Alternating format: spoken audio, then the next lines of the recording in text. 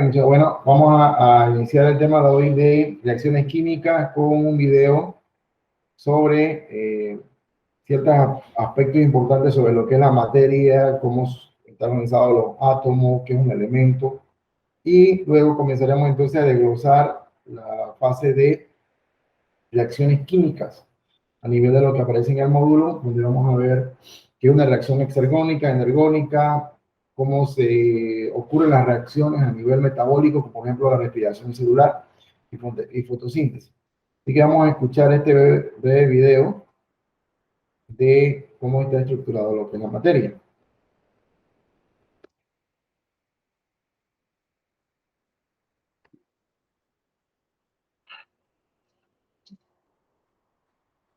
La materia forma todo lo que existe en el universo, desde la Tierra bajo nuestros pies hasta las estrellas en el firmamento. La materia tiene 4 estados: sólido, gas y plasma.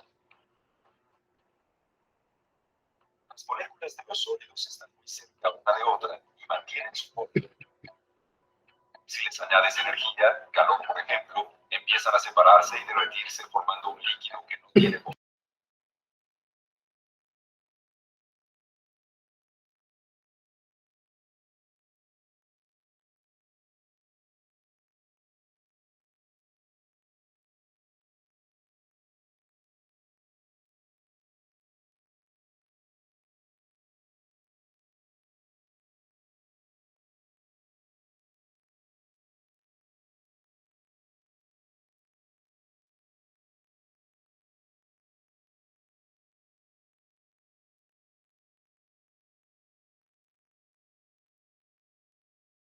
Aún los muy grandes como los océanos.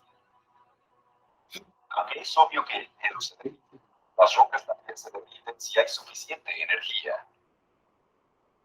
La roca derretida por el calor y la presión en lo profundo de la Tierra estaba líquida durante una erupción volcánica.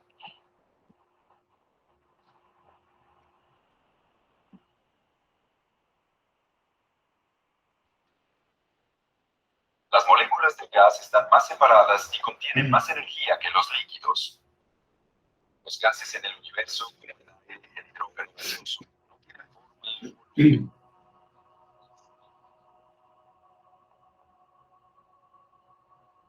El plasma en el universo es gas a muy altas temperaturas. El plasma forma más del 99% de nuestro universo visible. Sus partículas cargadas de electricidad son la materia que forma las estrellas.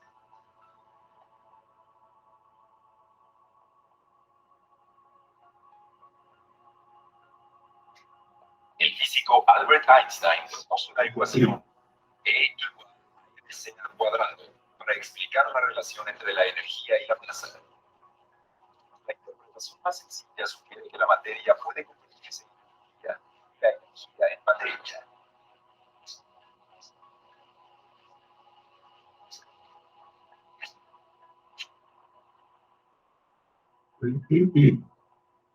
La teoría ayuda a explicar el curioso nacimiento de nuestro universo, cuando una enorme cantidad de energía se convirtió en materia.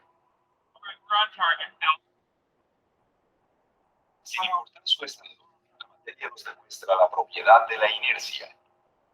Esta ley natural nos indica que la materia no cambia a menos que una fuerza externa lo provoque.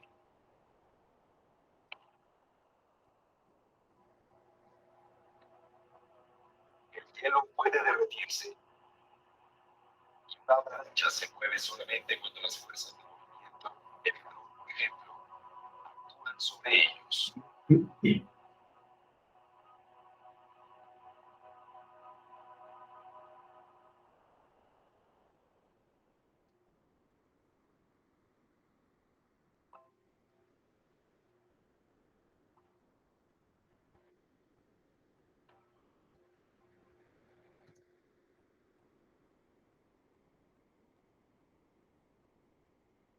Bien, ese video mostraba básicamente cómo está estructurado lo que es el átomo y la forma en la cual la materia pues cambia de un estado al otro. O sea, leyes de la termodinámica indican de que la energía, al igual que la materia, no cambia, no se destruye, sino que solamente cambia de forma. Entonces, hoy vamos a compartir la parte del módulo donde dicen cambios de energía, compuestos, mezclas y algunos ejemplos de propiedades de la materia, en la cual vamos a explicar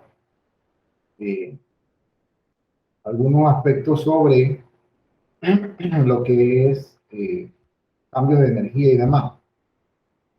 Para ello vamos a utilizar entonces este PowerPoint, que básicamente es lo que también está en su módulo.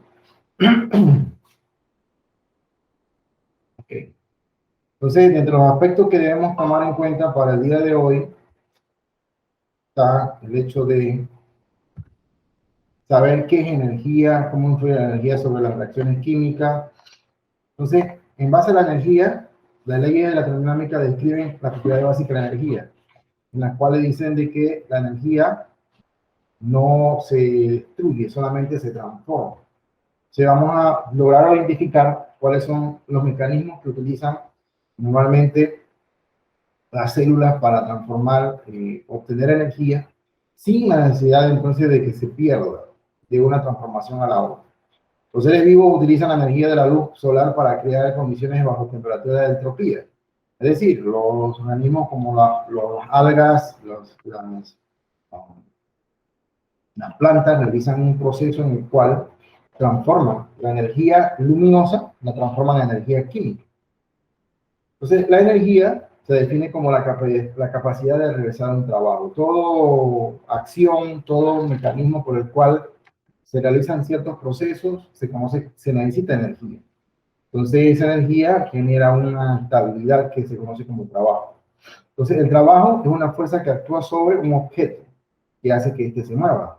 Es decir, si está quemado, puede crear entonces una reacción y generar un tipo de movimiento. Entonces, la energía química impulsa toda la vida en la Tierra. Los diferentes procesos químicos que ocurren alrededor de nosotros son los que mueven diferentes procesos a nivel de lo que es la vida de nosotros.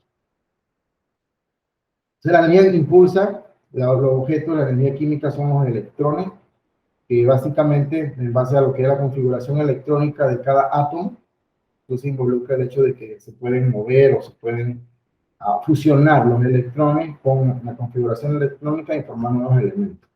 Entonces, existen dos tipos de clasificaciones según la ley de la termodinámica de energía. Existe la energía cinética y la energía potencial. La energía cinética es la energía de movimiento. Entonces, cuando hay ese tipo de movimientos, de transformaciones que generan cierto tipo de trabajo, por ejemplo, la luz, el calor, la electricidad, movimiento de objetos, entonces es cinética porque está en movimiento. Y la energía potencial, que es la segunda, es la energía almacenada. Cuando se almacena, por ejemplo, en una batería de un carro, o una batería de la que se usa para linterna, o sea, son energía almacenada. Entonces, la ley de la termodinámica describe la magnitud de calidad de la energía. La primera ley de la termodinámica que mencionamos dice que la energía no puede crearse ni destruirse, solamente se transforma. O sea, la cantidad de energía dentro de un sistema dado se mantiene constante, a menos que el sistema adicione o sustraiga energía del sistema. Es decir, como vimos en el video con la montaña de hielo, cuando ella sobre esa montaña ejerce una acción externa enorme, entonces genera un cambio. Por ejemplo, en el caso de los organismos fotosintéticos, utilizan para suministro continuo de energía solar, para mantener esa estructura ordenada, utilizan ciertos cambios calóricos. Por ejemplo, en el caso de los seres vivos, utilizan la energía, las plantas utilizan la luz del sol para realizar un proceso bioquímico. La naturaleza de las reacciones químicas, entonces, influye de que hay dos tipos de reacciones. Las reacciones exergónicas y las reacciones endergónicas. El prefijo exergónico significa liberación de energía y la reacción endergónica requieren de un aporte neto de energía para que ocurra. En ese caso, entonces vamos a ver ahorita cuáles son esas reacciones exergónicas y energónicas respectivamente que ocurran en las células o en los organismos y las cuales necesitan de un impulso de energía externo o liberan energía. Entonces las reacciones químicas, como un proceso a nivel de todos los cuerpos, entonces tiene dos partes. Tiene una parte que son los reactivos o los reactantes y finalmente se va a obtener un producto. Entonces son las partes de las reacciones químicas. Las reacciones se pueden clasificar entonces en dos grandes grupos. Como mencionamos, exergónica y energónica. Vamos a definir qué es una reacción exergónica. La reacción exergónica liberan energía. Entonces, como explicamos, existen dos partes de una reacción, la del reactivo y la del producto. En este caso, las reacciones exergónicas, los productos, los reactivos, al ser transformados, van a liberar una gran cantidad de energía. Y esto ocurre cuando se transforma, en la cual se transforman la glucosa a través de una reacción química.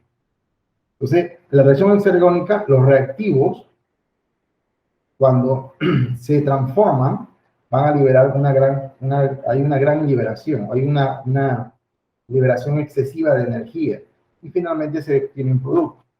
Y el ejemplo de una reacción exergónica viene siendo la combustión de la molécula de glucosa, en la cual la glucosa, más presencia de oxígeno, entonces va a ocurrir una liberación, una transformación y se van a obtener productos de baja contenido energético, pero sin embargo se libera bastante energía. Las reacciones exergónicas requieren un aporte inicial de energía de activación para ponerse en marcha. En este caso, la molécula debe moverse con suficiente rapidez para chocar con la fuerza necesaria. Entonces, la energía de activación involucra entonces que hay ciertas moléculas que van a incidir sobre ciertas sustancias, como puede ser una enzima o cualquier otro tipo de catalizador, que entonces va a acelerar la reacción. Las reacciones intergónicas requieren un aporte neto de energía y la reacción energónica, los productos contienen más energía que los reactivos. Y ese es el caso de una reacción energónica, en donde los reactivos necesitan un aporte de energía para que esta se dé y el producto entonces va a ser netamente entonces, diferente. En este caso, los productos van a tener un alto contenido energético, pero se necesita un aporte de energía. Entonces, en este caso, de la fotosíntesis, para que la reacción se dé, se necesita un costo energético de un impulso, que es la que ofrece la luz solar. Entonces, en este caso, se transforma la energía lumínica, se va a transformar a energía química. Entonces, solamente hay una transformación de un estado de la energía a otro. No hay ninguna pérdida del estado de energía. Las reacciones energónicas son acciones cuesta arriba porque requieren un aporte neto de energía. O sea, necesitan de un aporte. Cuando son aportes energéticos, necesitan un consumo de energía. Bien, ¿cómo se transporta entonces la energía? A través de moléculas portadoras. Y esa molécula portadora, la principal portadora de energía de las células, se conoce como el ATP, es una molécula energética, que significa adenosín trifosfato. La A es adenosín, la T es tri y la P fosfato. Entonces, la molécula se llama así, adenosín trifosfato. Y esta molécula es la responsable de que nosotros cada día tengamos suficiente cantidad de energía en nuestro cuerpo para dormir, para caminar, para hablar, para hacer todas las actividades metabólicas y todas las actividades de nuestro día. Obviamente, ¿de dónde sale? Bueno, es un cuento bastante largo, un proceso bioquímico bien complejo, el cual resumido es que el ATP se obtiene de moléculas de transformación de moléculas de glucosa. ¿Pero de dónde sale la glucosa? La glucosa sale de todo lo que nosotros consumimos en forma de alimento. ¿De dónde sale esa transformación? Bueno, de todo lo que consumimos se transforma a carbohidratos, a lípidos, a grasas. Entonces, esa transformación parcial que ocurre finalmente va a digerirse o va a ser transformada bioquímicamente a glucosa. Y esa molécula de glucosa, entonces, a su vez, van a subir otro proceso metabólico, que se le conoce como respiración celular a nivel de la célula, y finalmente se van a liberar moléculas energéticas, en este caso, ATP.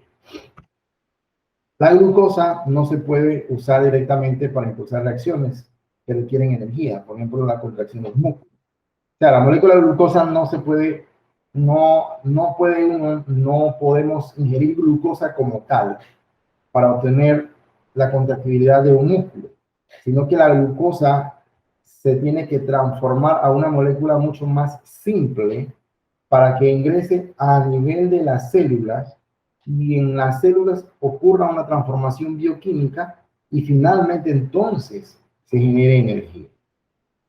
Los portadores de energía funcionan como intermediarios entre las reacciones exergónicas y anergónicas.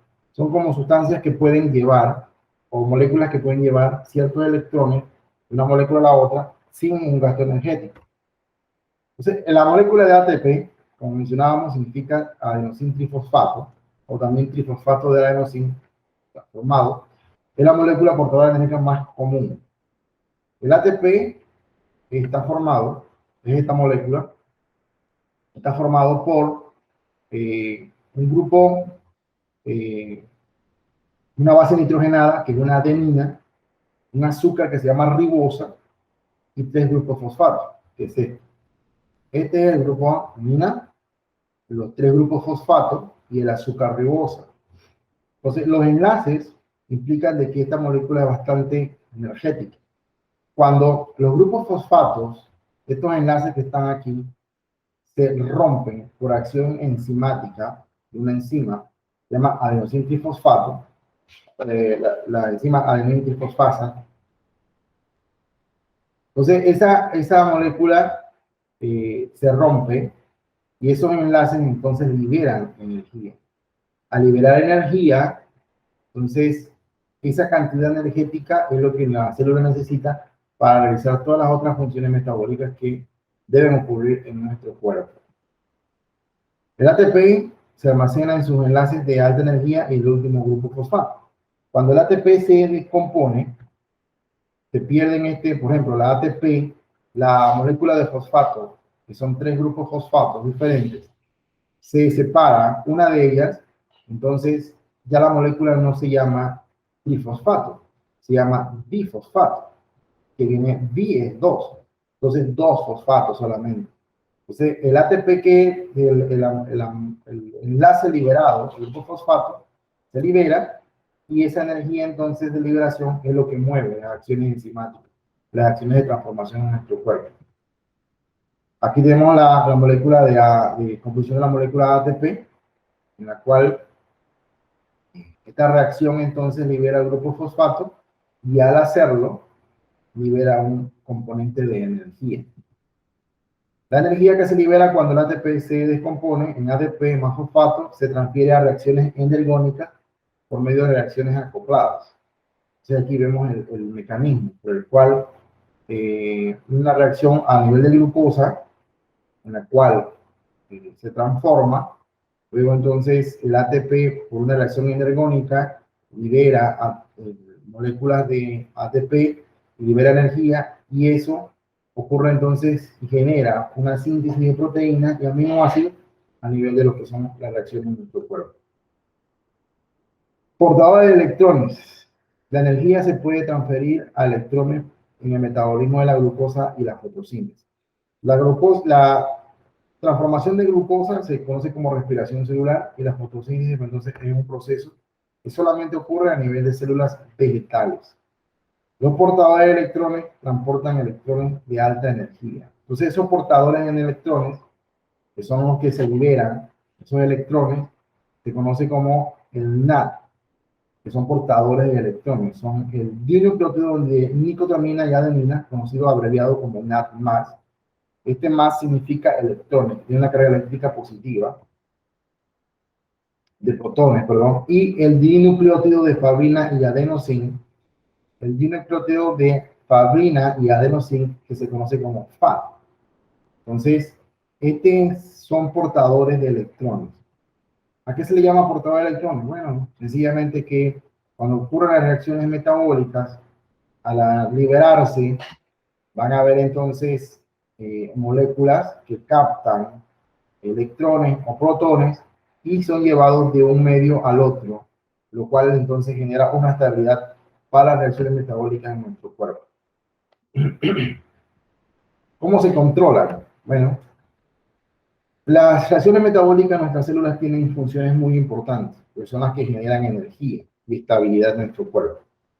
Hay una perspectiva en la cual generan el metabolismo. Los catalizadores reducen la energía de activación, las enzimas son catalizadores biológicos. Entonces, cuando se habla de enzimas, estamos hablando de un tipo de entidad biológica o sustancia en la cual acelera la reacción metabólica sin la intervención de ella y sin alterar los productos. Es decir, que son como catalizadores, aceleran una reacción metabólica. El metabolismo de una célula es totalmente, es el total de sus reacciones químicas. En nuestro cuerpo existen reacciones catabólicas y anabólicas, que son procesos de transformación y de síntesis de proteínas y demás. Entonces, esas reacciones tienen que ver mucho con la liberación de energía. Muchas de estas reacciones se encadenan en sus reacciones llamadas vías metabólicas. Vamos a ver ahorita cuáles son las vías metabólicas.